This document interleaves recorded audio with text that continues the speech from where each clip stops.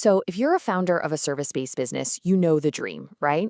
You want to scale up, grow your team, and just make a bigger impact. But you also know the nightmare that scaling can turn into total chaos really fast. Well, the secret to growing without everything just falling apart, it comes down to understanding the massive difference between a simple checklist and a real game plan. And that is exactly what we're breaking down right here. Okay, let's be real for a second. Does this just hit a little too close to home?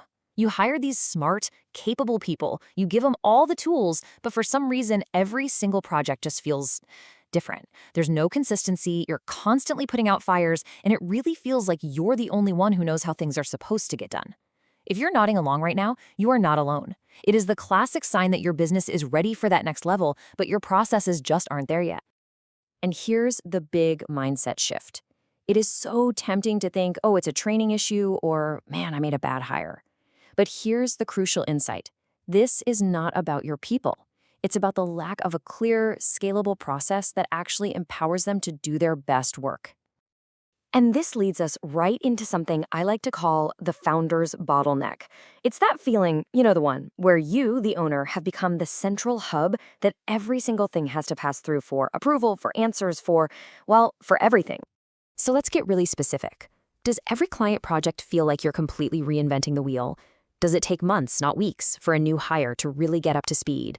Are you still playing traffic cop, waving every little decision through? And here's the scary one. If your top person, your best project manager, quit tomorrow, would the whole system just wobble? That right there is the definition of being stuck. Now, the knee-jerk reaction to all this chaos is usually, we need more documentation, more checklists, more SOPs. But what if that's not really the full answer? Let's take a look at why those standard operating procedures all by themselves often just aren't enough. First, let's just get on the same page about what an SOP actually is. At its core, it's a tactical document. It's a really granular, step-by-step guide for one single task. It's all about consistency and quality control on a micro level. Think about the most basic things you do every day in your business. How to send an invoice in your accounting software, how to create a Zoom link for a meeting, how to update a task in your project management tool. These are perfect examples of SOPs. They're totally essential, but they are very, very specific instructions. And this brings us to a huge paradox.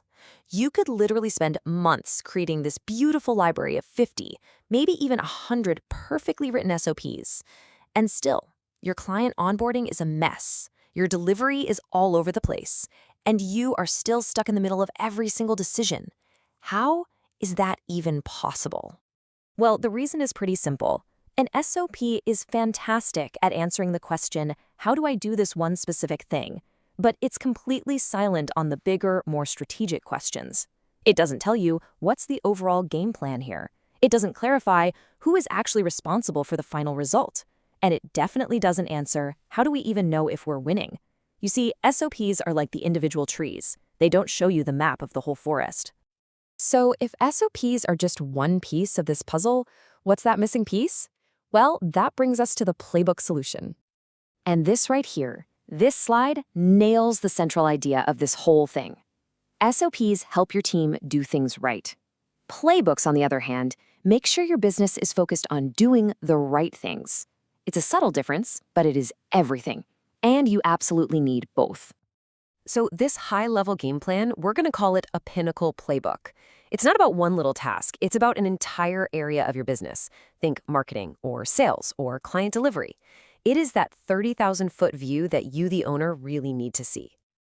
And the real power of a playbook is in its simplicity. Seriously, every playbook just needs to define 4 things. First, what's the ultimate goal here? Second, who is the one person accountable for that result? Third, what are the big, major steps to get from start to finish? And finally, how do we actually measure success with just a few key metrics? That's it. Okay, I know that might still feel a little bit abstract, so let's make it super concrete. Let's walk through an example and see how this actually works in a real-world scenario that we all know and love, client onboarding.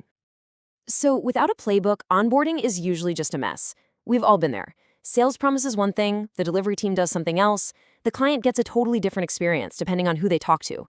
You might have an SOP for how to send a welcome email, but nobody owns that entire journey from signed contract all the way to happy, successful client. But the moment you introduce a playbook for onboarding, all that chaos gets replaced with clarity. Suddenly, everyone on the team understands the goal, they know the process, and they see their role inside of it. And the result? A consistent, reliable, and totally scalable client experience every single time. Just look at how simple and powerful this is. The goal, crystal clear. Get new clients confident in 14 days. There's an owner. The ops manager is on the hook for this. And we have key metrics to see if we're on track. How long does it take? What's their initial satisfaction score? And hey, did we get the first payment? This is that owner level of view we were talking about. And from that high-level view, you then map out the major steps. Notice, this is not a 50-step checklist. This is the big picture flow. It shows how the baton gets passed from sales to an internal handoff to the kickoff call all the way to delivery. And now under each of these major steps, that's where you can link out to all your detailed SOPs. You see? The playbook gives you the strategy. The SOPs handle the execution.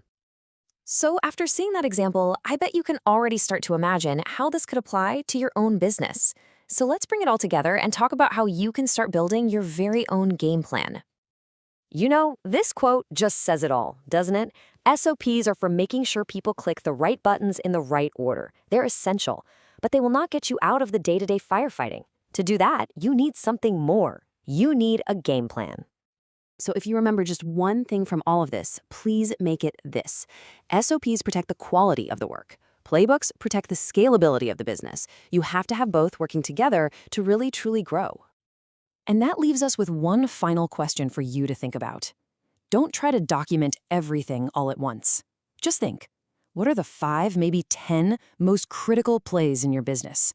You know, the core processes like marketing, sales, onboarding, delivery. Just pick one and ask yourself, what would its playbook look like?